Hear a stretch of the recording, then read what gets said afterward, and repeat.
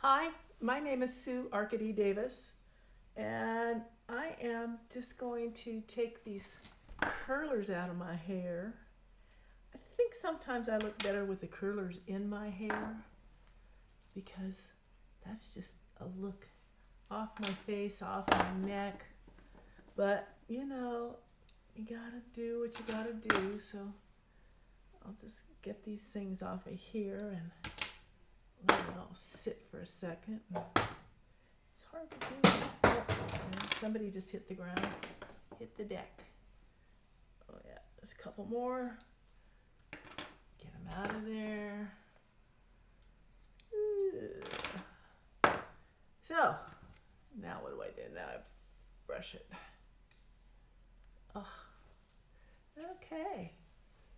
So this is me. I'm used to doing this in a mirror, and the thing's not mirrored. So where's my part? It's over here. All right. Blah blah. Oh, get all the knots out. Get it. Oh, it feels so good to just brush your scalp. I think it also keeps all the hair coming. At my age, I need all the hair. Oh, I did it again. I need all the hair I can get. Okay. Yeah. So, c'est moi. So I am recording because I was listening to Sarah Longwell this morning and William Crystal, and they were talking about one way to fight this lawless, corrupt regime in Washington, D.C. is by creating videos of what the policies that they're doing are, how they're affecting us. She said it was very effective during the campaign that Republicans got on their videos and recorded all the complaints about high prices and everything, and they flooded the zone with those messages. And so let's flood the zone with our messages now. And I had to crack myself up with my little hair roller deal, which I thought was going to be fun, and it was, except that I introduced myself as Sue Arcady Davis. I have not been Sue Arcady Davis for more than 50 years, so that really surprised me. I am Susan Arcady Barrich. My husband's name was Barrich. Davis was a failed relationship. I am the middle of 5 children. I was born at Palo Alto Hospital on Stanford campus in Stanford, California in 1950, and grew up in Menlo Park. It was a sleepy little suburb of San Francisco down the peninsula. It was a rural town with cherry orchards up what now Sand Hill Circle was all cherry orchards when I was a kid 75 years ago. And I rode my bike through horse pastures to get to across Menlo Park to the little Catholic school that I went to for grammar school. I'm a widow now with 2 grown children. I had a third son who was killed in a car crash when he was 26. But I've always loved rural life, and after living and working in economic development in Silicon Valley and the Monterey Bay Area for 30 years, I now live in tiny Angels Camp in the very red Sierra foothills due east of San Francisco. Here I have a community of musicians, writers, artists, physicists and philosophers who keep me alive and well. So in watching Sarah and William this morning, Sarah said, fill the zone with videos about what's going on in your life and in the life of other people that is negatively being affected by the Trump regime. And I'm mostly just scared. I'm scared. I'm terrified. Half of my income is my Social Security, and the other half is a meager little download from my IRA that I take every month. And with Trump crashing the economy and threatening to take Medicare and Social Security away from us old folks, it's terrifying. It really is scary. Am I going to lose my house? Some of us have gathered together up here and say, okay, who has land, who has property? Can we do a truck farm someplace? who can do chickens, who has room for cows. I mean, we're really looking at possible collapse. So that's how it's affecting many, many of us in rural California. And then just the idea that my Justice Department is supposed to go after Miles Taylor for exercising his First Amendment right to free speech. I think that's the First Amendment. And the Justice Department's just been sicked after him for no crime that's been committed. Just go investigate the man, make his life miserable. That's the Trump way. Cruelty is the Trump way. And then for this El Salvadoran dad, a legal resident here in the United States, to get shipped off to a Salvadoran prison against the law without his Fifth Amendment due process rights means that none of us, not you, not me, none of us has Fifth Amendment rights anymore. We just don't. If one person doesn't have them, none of us has them. And that's why I'm wondering, all the gang members who got shipped away, I hope that they at least had some kind of a day in court where they could plea their case to a judge. That's what the Fifth Amendment gives us the right to do. And so if those gang members have lost that right, we have too. It's not like I want gang members on the street, but give them a day in court before you ship them. And what is this with them shipping them someplace? What is that? What? Who authorized the payments to another country to be able to take our people into their prison? Who's paying for that? Who authorized that payment? Did Congress authorize that? And then I noticed in watching those men get unloaded from the airplanes, what the airplanes said on them. Global X. Global X. Is that another contract that Musk has with his buddy Donald Trump that the Congress may not even know anything about? I mean, it's just not American, you guys. It is not the America I grew up in. And I think that what is affecting me the most is that I am in such grief. Not that I want everything to be far left, I don't want culture wars.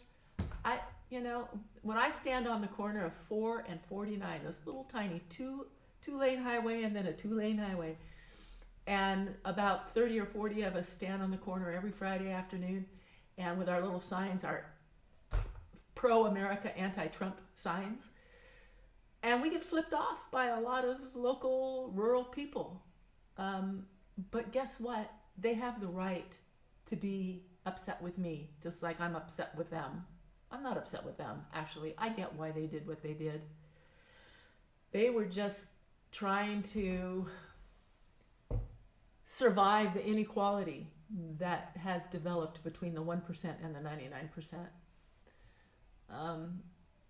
I told my husband 20 years ago when you first started hearing this that 90% of the wealth is with the top 10%. I think it was top 10% at that time.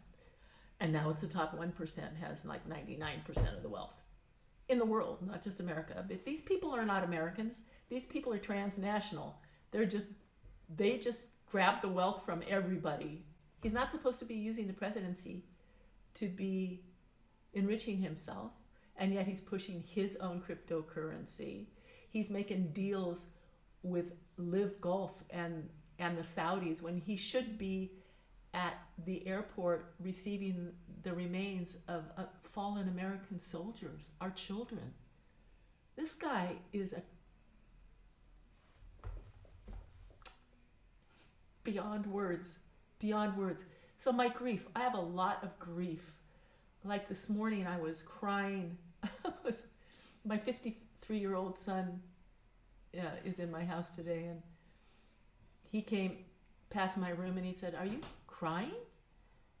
And I said, "Yeah, I'm reading this. I'm listening to Ray Charles' America the Beautiful and reading what Dan Rather had to say on Substack today. it was so beautiful. It's like, don't give up, you know. America is our values go deep, kind of thing, and don't quit, don't give up. Like Navalny says, you cannot give up. It's not allowed. So Sarah said, talk about how Trump's policies are negatively affecting people. I have a friend who is a musician, and he has epilepsy, and he has Social Security because you don't want him driving a car, you don't want him operating machinery, and so there are a lot of things he can't do to make a living, but he does teach music. To supplement his meager income, he had a little meager Social Security. He told me a couple of weeks ago that a couple of weeks before our conversation, his Social Security had just been dropped. Just dropped. I said, why? He said, I don't know. They didn't tell me. They just dropped me.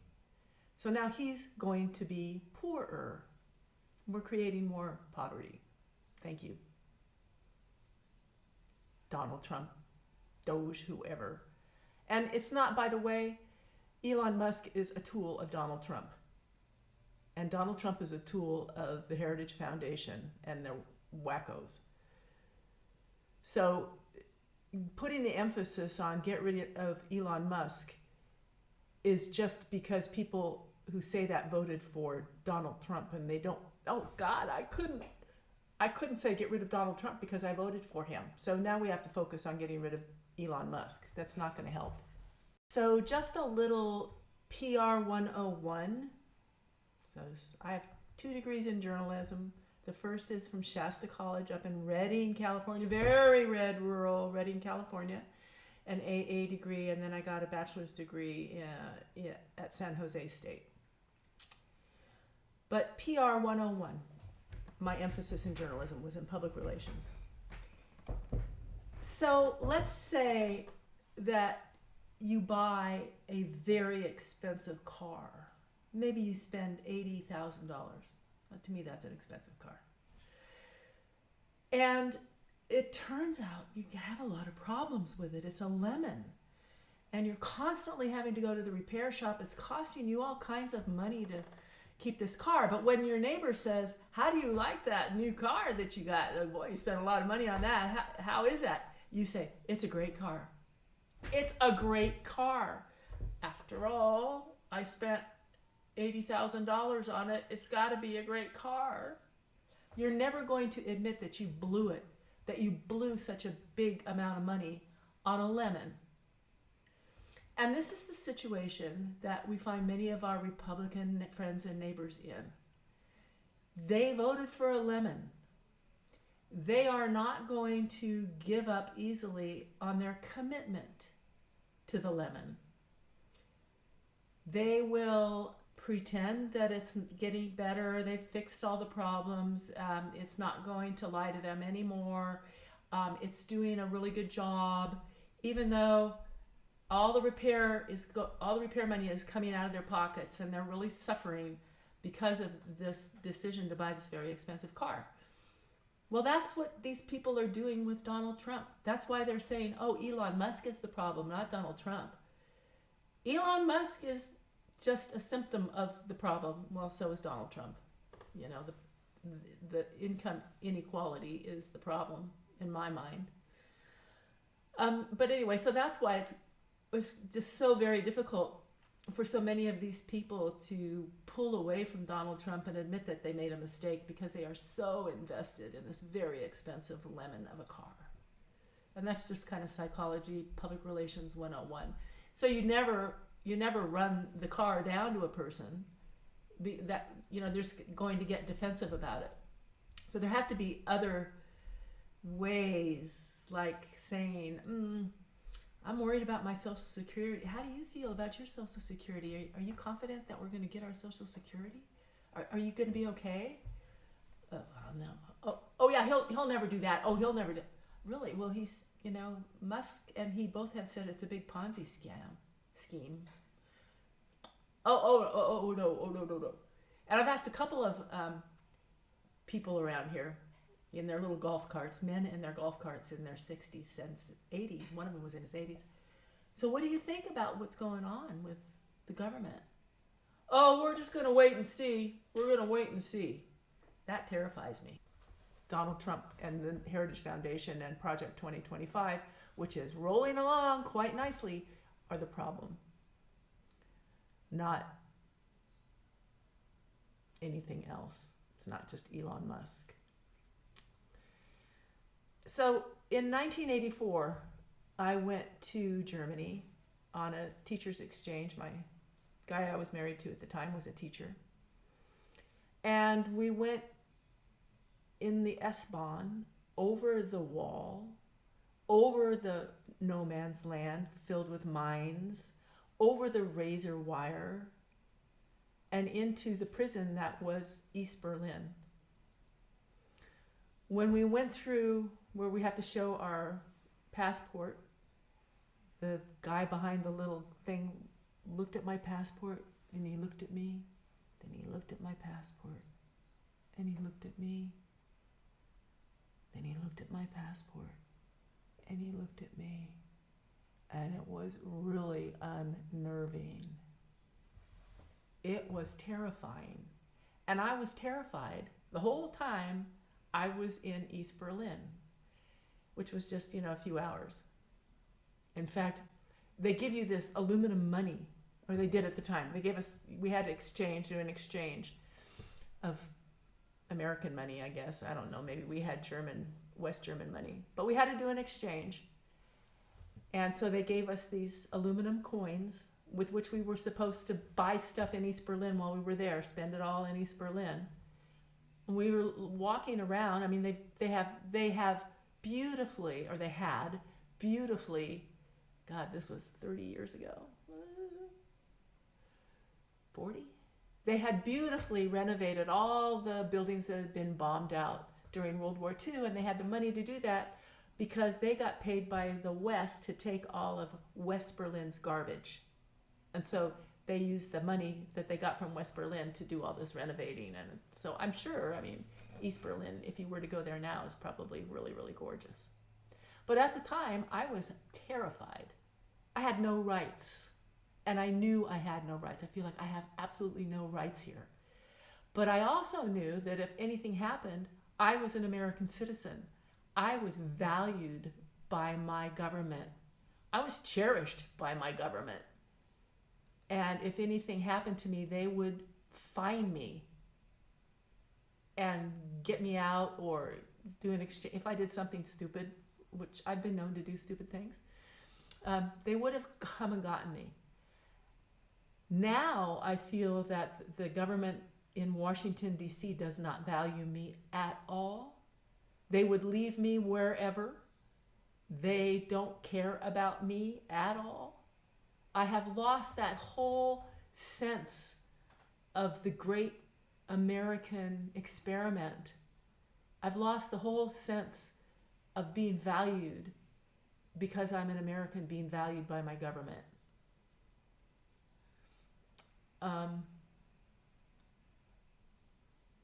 They won't do that anymore. They won't protect us anymore. They won't. Just by doing this video, I am now an enemy of the state, I am sure. So you probably can find me in some prison someplace.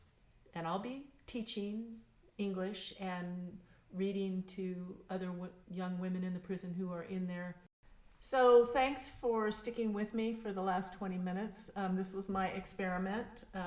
Sarah asked us to get online and do videos, just regular people. So I'm just a regular old person getting online and practicing doing a video. So if I can do it, y'all can do it. You guys can do it too.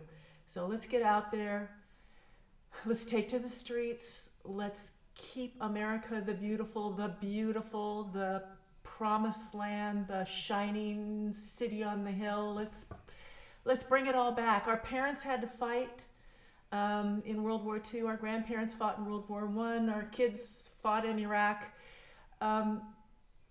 It's our turn to fight. We have to fight again. So it's okay. It's worth the fight. America. And I think this is what's it's not kind of breaking, it breaks my heart. When I cry, my heart breaks a little bit. That's what the crying means. But we have to have faith in one another, and we have to have faith in the way we grew up. We grew up in a democracy. We grew up with a voice. We're not like Tsarist Russia. The Russians have been under dictators forever. The Tsars were dictators. So it was easy for the communists to take over. The Chinese were in the, not the Tao, but in Confucianism, the group is more important than the individual. So communism wasn't all that foreign for them. For us, Americans, rebels, runaways from England and all over the world, looking for a better place. And our ancestors created this better place. And all we have to do is go out and protect it now. We have to protect it now. It's been built. We need to protect it, and we'll probably have to rebuild it. So anyway, thanks for checking in. Sue, Arkady, Barrich, and I will see you later.